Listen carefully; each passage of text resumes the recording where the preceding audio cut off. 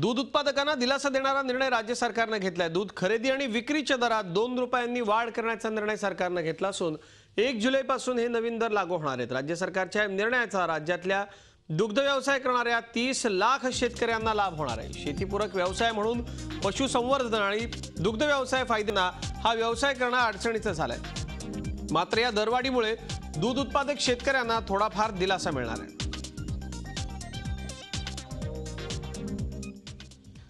शेतमाल नियमन विधेयकाला राज्य मंत्रिमंडळाने तत्वतः मंजुरी दिली आहे। आता या विषयावरती सर्व बाजार समित्यांमध्ये चर्चेला सुरुवात झाली।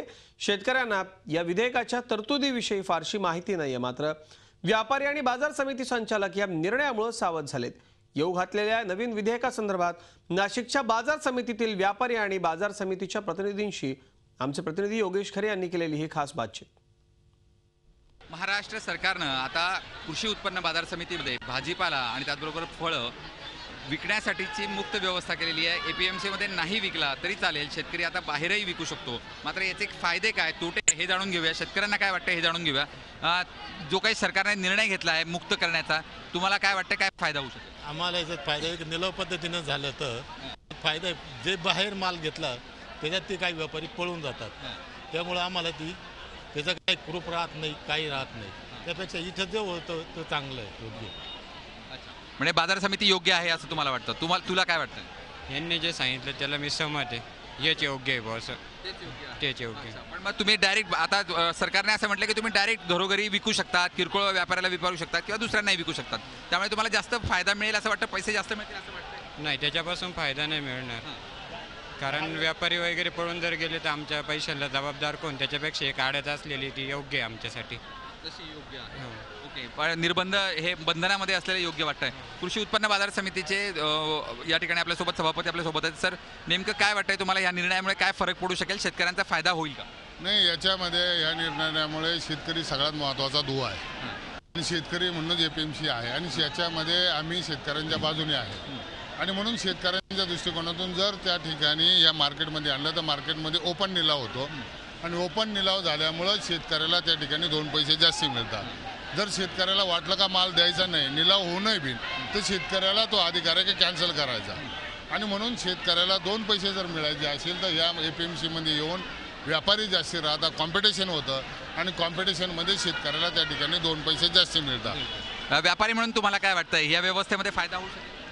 या व्यवस्थेने कोणताही फायदा होणार नाही। काल जो शासनाने निर्णय घेतला आहे का शेतकऱ्यांनी माल कुठेही विकायला हरकत नाही आहे, आजही शेतकऱ्यांवर कोणतंही बंधन नाही आहे।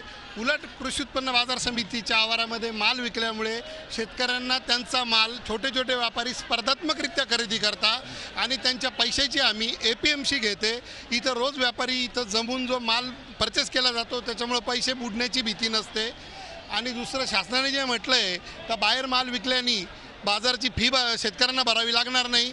बाजारची फी शेतकरी कधी भरत नाही, बाजारची फी हे व्यापारी भरतात। एकूणच शासनानं कायदा केल्यानंतर आता शेतकऱ्यांना माल हा मुक्त व्यवस्थेमध्ये विकता येणार आहे, मात्र याचे तोटेही तितकेच आहे।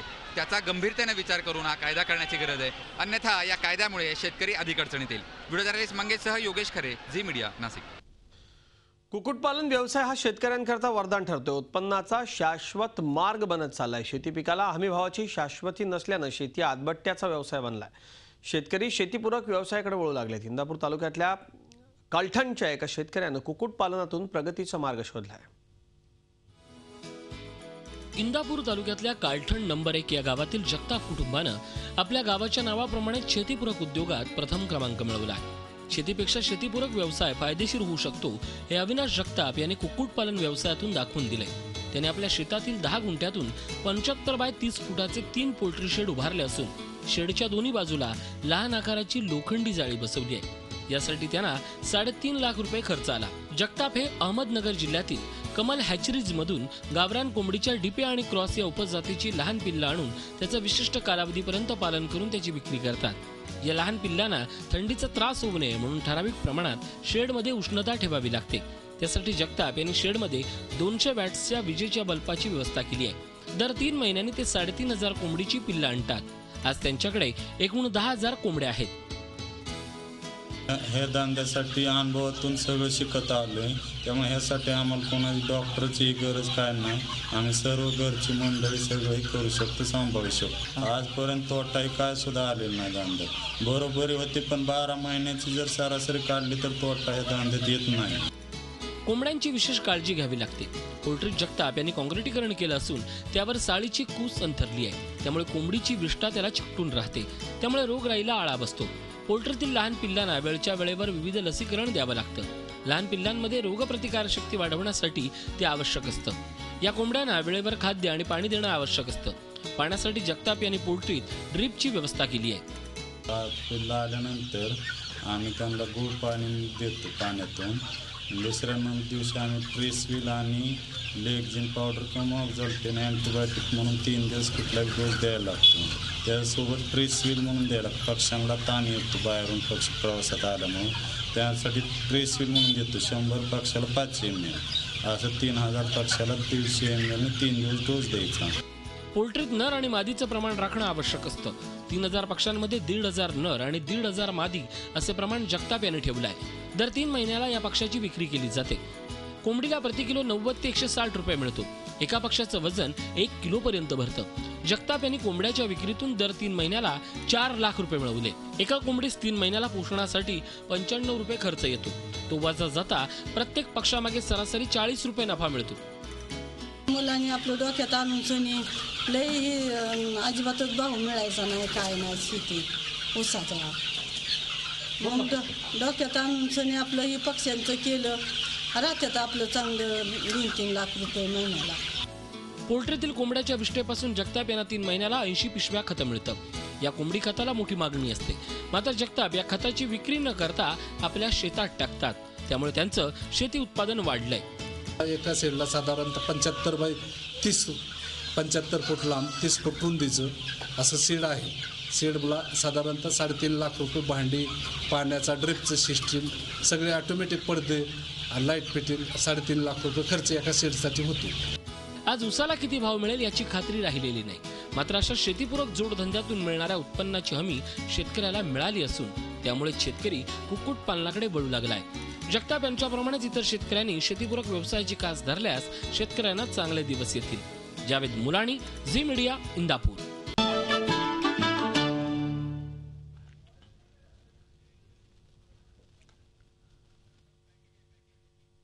बीड जिल्ह्याला दुष्काळाच्या सर्वाधिक झळा बसल्या. उन्हाळ्यामध्ये शेती ओस पडली होती. मात्र अंमळनेरच्या एका शेतकऱ्यानं दुष्काळाला संधी मानून भर उन्हाळ्यात लाखोंची कमाई केली आहे. 10 एकरात जितकं उत्पन्न मिळवता आलं नाही तेवढं अवघ्या 10 गुंठ्यात मिळवलंय. गेल्या 4 वर्षापासून दुष्काळात होरपळणाऱ्या बीड जिल्ह्यातील मिसाळवाडीच्या एका शेतकऱ्यानं आधुनिक शेतीचा मार्ग चोखाळत दुष्काळावर मात केली आहे. भर दुष्काळात भगवान दादाबा मिसाळ यांनी काकडीच्या लागवडीतून 3 लाखाची कमाई केली आहे. काकडीच्या लागवडीसाठी मिसाळ यांनी आपल्या शेतातील 10 गुंठे जागेत शेडनेटची उभारणी केली.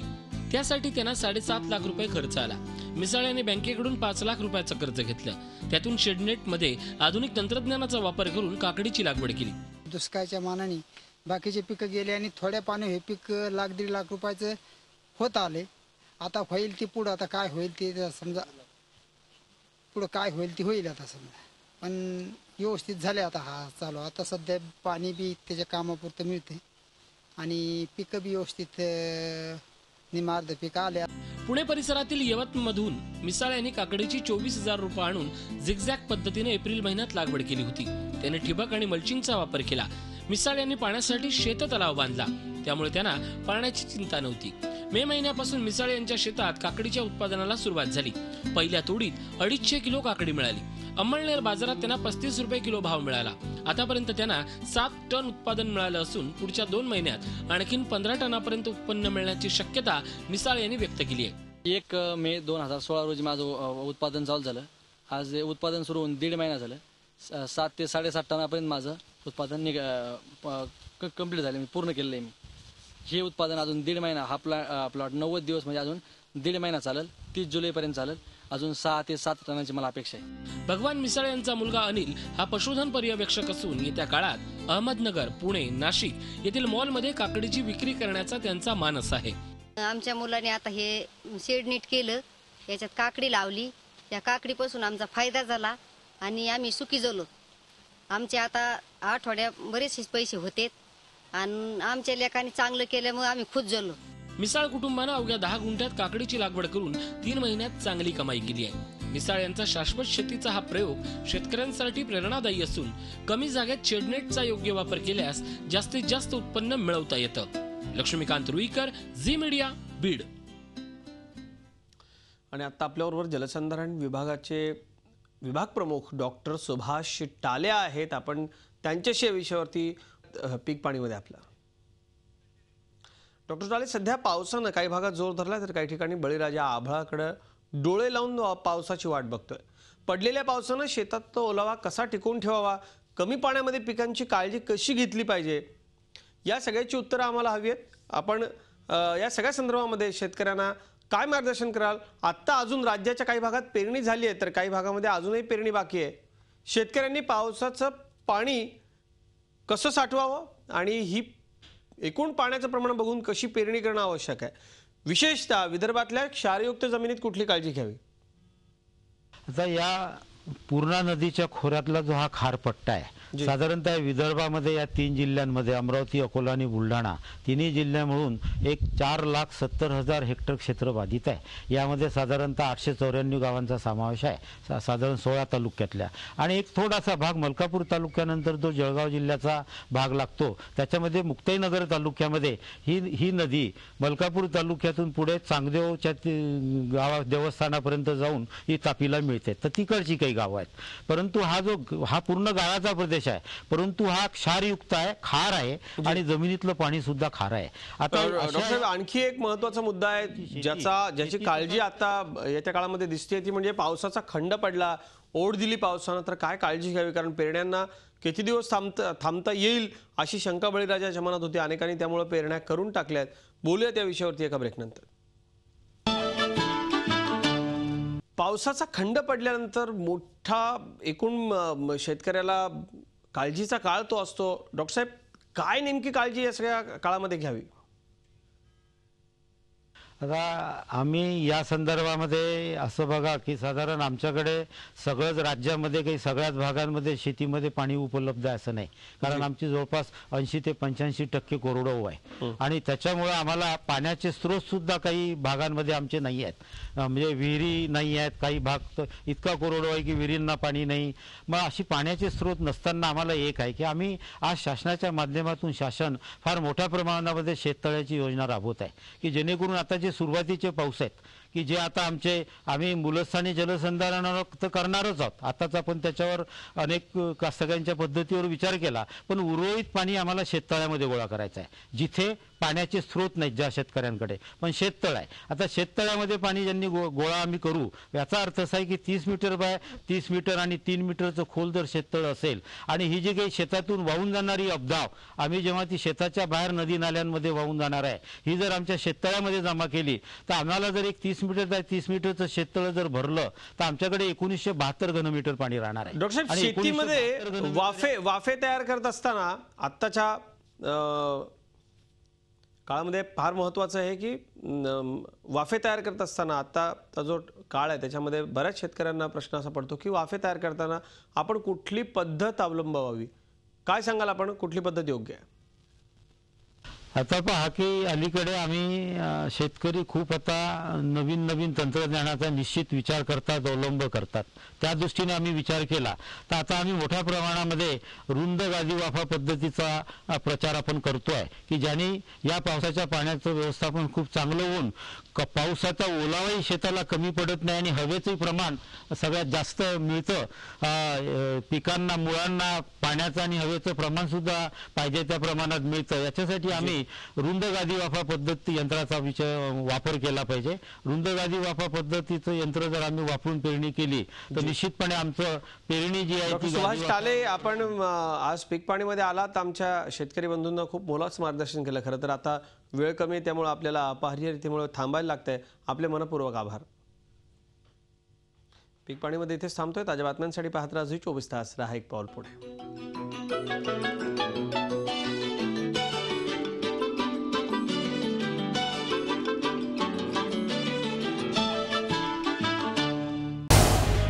झी 24 तास रहा एक पाऊल पुढे.